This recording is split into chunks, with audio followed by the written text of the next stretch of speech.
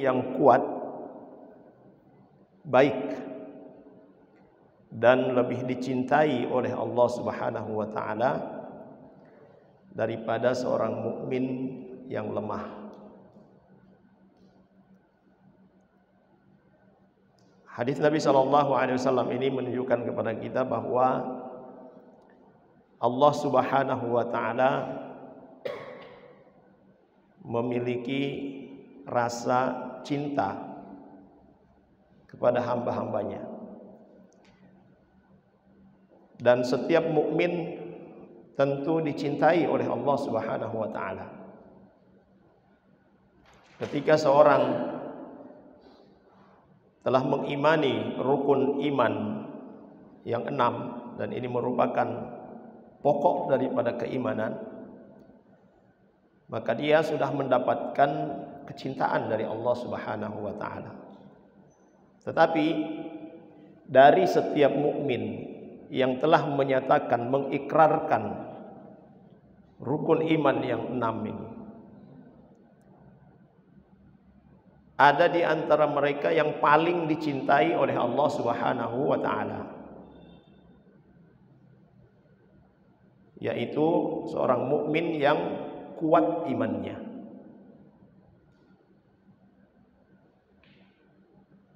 Nah, seorang mukmin yang kuat imannya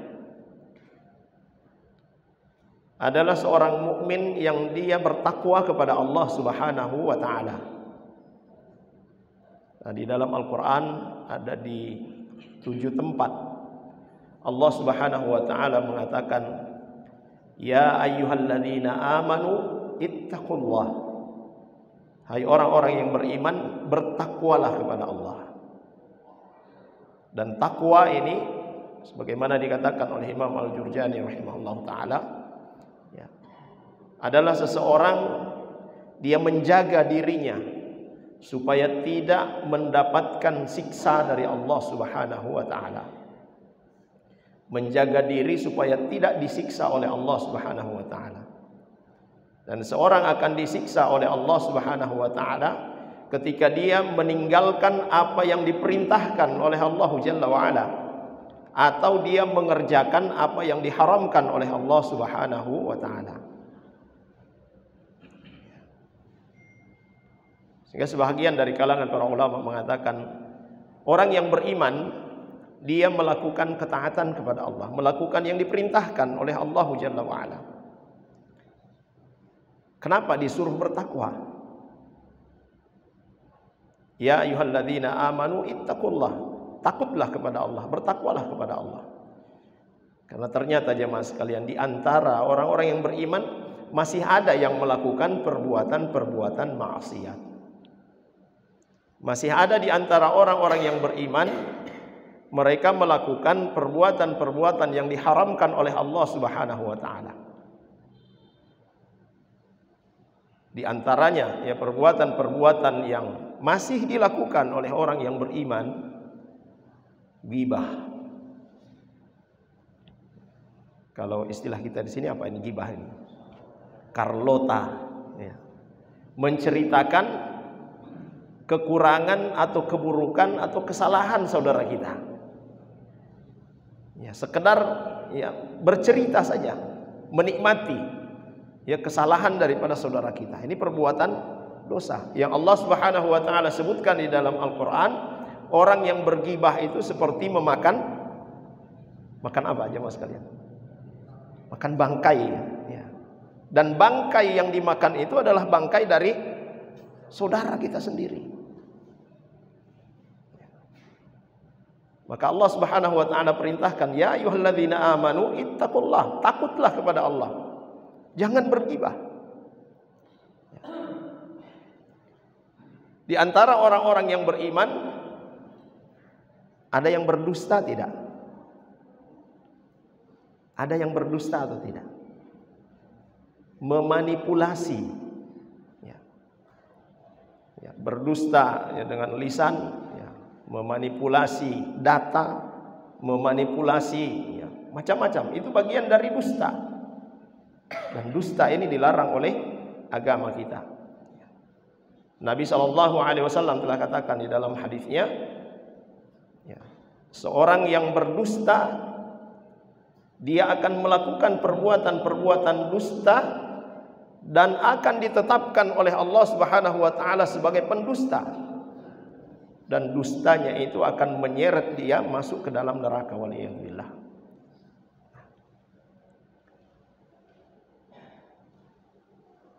Ada di antara orang-orang yang beriman yang suka mencela? Ada. Maka Allah Subhanahu wa taala perintahkan, ya ayyuhalladzina amanu ittaqullah, takutlah kepada Allah.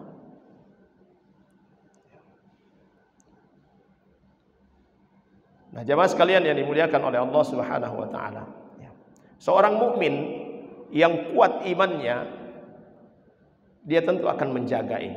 Dia akan bertakwa kepada Allah Subhanahu wa taala. Seorang mukmin yang kuat imannya, dia akan bersabar. Seorang mukmin yang kuat imannya, dia akan bersungguh-sungguh melakukan perbuatan-perbuatan kebaikan. Dan Rasulullah SAW sebutkan pada kelanjutan hadis ini, ihris ala ma yanfa'uk.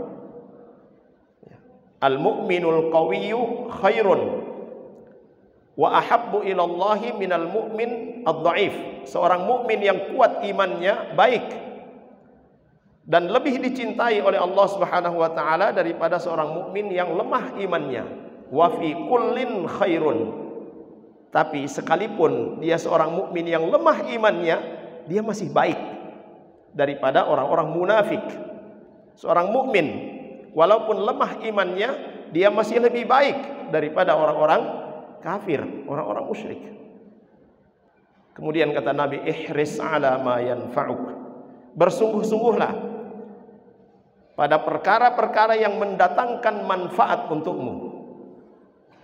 Ini para ulama menjelaskan bahwa ma yanfa'uk, perkara-perkara yang mendatangkan manfaat di dunia dan manfaat di akhirat. Seorang bisa bersungguh-sungguh dalam melaksanakan tanggung jawabnya ketika dia memiliki iman yang kuat. Saat kita diberikan amanah untuk melaksanakan sesuatu, karena imannya kuat, maka dia merasa selalu diawasi oleh Allah Subhanahu wa taala, sehingga dia bersungguh-sungguh untuk menyelesaikan tugas tersebut, dan itu bermanfaat baginya dalam urusan-urusan dunia, apalagi dalam urusan-urusan akhirat. Dan dikatakan oleh para ulama kaum muslimin, bagian dari ihris ala ma yanfa'uk, bersungguh-sungguh ya di dalam melakukan hal-hal yang mendatangkan manfaat bagi kita, ini tanpa melihat besar kecilnya perkara yang mendatangkan manfaat itu. Karena sungguhnya jemaah sekalian, satu perkataan dari Abdullah ibn al-Mubarak rahimahullah ta'ala, rubba amalin saghirin tukabbiruhu niyah, wa rubba amalin kabirin tusaghiruhu an-niyah. Banyak amalan-amalan yang kecil, amalan-amalan yang sederhana, tetapi menjadi amalan yang agung, amalan yang mulia di sisi Allah Subhanahu wa taala. Karena apa? Karena niat dari pelakunya yang benar. Dan banyak pula amalan-amalan yang besar, amalan-amalan yang agung, tetapi menjadi tidak berharga di sisi Allah Subhanahu wa taala karena niat pelakunya yang rusak. Nah, orang yang memiliki iman yang kuat, dia tidak memandang apakah amal itu besar atau kecil, tapi dia melihat pada manfaat daripada amal yang dia kerjakan itu. Dan Nabi SAW katakan ini, ihris ala ma yanfa'uk, bersungguh-sungguh dalam mengerjakan sesuatu yang mendatangkan manfaat untukmu. Wasta'in billah, jangan lupa minta tolong kepada Allah Subhanahu wa taala. Karena sesungguhnya jemaah sekalian, kita melakukan sesuatu sampai kita bisa menyelesaikannya, itu berkah dari pertolongan Allah Subhanahu wa taala. Kita mampu datang ke masjid untuk melakukan salat berjamaah, itu merupakan karunia dari Allah Subhanahu wa taala. Banyak orang-orang yang diberikan kesehatan fisik, diberikan kekuatan fisik, tetapi mereka tidak datang salat berjamaah. Mereka malas untuk melakukan salat berjamaah 5 waktu di masjid. Padahal secara fisik kuat. Apa yang menyebabkan mereka tidak melakukan itu berkaitan dengan masalah iman, kekuatan iman. Ini yang tadi kita sebutkan bahwa orang yang memiliki iman yang kuat, dia akan bersemangat untuk melakukan ketaatan kepada Allah Subhanahu wa taala. Dia akan bersemangat untuk melakukan hal-hal yang bermanfaat untuknya, bermanfaat untuk orang lain. Dan mereka senantiasa, orang-orang yang kuat imannya ini selalu meminta tolong kepada Allah Subhanahu wa taala, karena mereka yakin, jemaah sekalian, bahwa tidak ada yang bisa menggerakkan mereka kecuali itu dari Allah Subhanahu wa taala. Bahkan kata Nabi sallallahu alaihi wasallam, hendaklah seorang di antara kalian ketika ada satu kebutuhannya, walaupun itu kebutuhan yang kecil, kebutuhan yang sederhana, minta tolong kepada Allah Subhanahu wa taala. Dan Nabi sebutkan, contohnya ini garam. Di rumah kita tidak ada garam, kita mau keluar dari rumah mencari garam, jangan lupa minta kepada Allah Subhanahu wa taala. Allahumma a'inni, ya Allah tolonglah aku untuk mendapatkan, sekedar mendapatkan garam ini. Bahkan juga Nabi SAW berikan contoh, ketika sendalmu putus, minta kepada Allah Subhanahu wa taala. Tapi di sini jemaah sekalian, bukan berarti ketika di rumah tidak ada garam, ya Allah berikan saya garam, kita tidak melakukan ikhtiar, tidak. Tapi harus melakukan ikhtiar, karena kata Nabi, ihris ala ma yanfa'uk, bersungguh-sungguh untuk melakukan sesuatu. Dan ingat, minta tolong kepada Allah Subhanahu wa taala. Nah, di sini menunjukkan jemaah sekalian bahwa usaha yang kita lakukan, ya, semua proses telah kita lakukan. Kita punya harapan, kita punya ekspektasi dari setiap yang kita kerjakan itu. Tapi kemudian pada akhirnya tidak sesuai dengan ekspektasi kita. Ada orang yang melakukan usaha yang sama dengan yang kita lakukan. Mereka berhasil mencapainya, sementara kita tidak berhasil mencapainya. Padahal sama yang kita lakukan. Maka disinilah ya, kita diperintahkan untuk mengimani takdir Allah Subhanahu wa taala.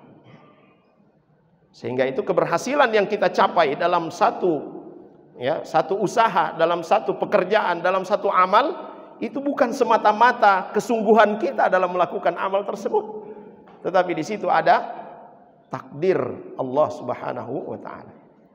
Sehingga itu Nabi SAW perintahkan, ya, kita bersungguh-sungguh minta tolong kepada Allah Subhanahu wa taala. Wala ta'jiz, jangan berhenti, lakukan terus. Dan Masya Allah salah satu semboyannya Bapak Rektor, kalau sudah dimulai jangan berhenti. Itu ya, kalau saya tidak salah begitu. Ya. Kalau sudah dimulai jangan berhenti.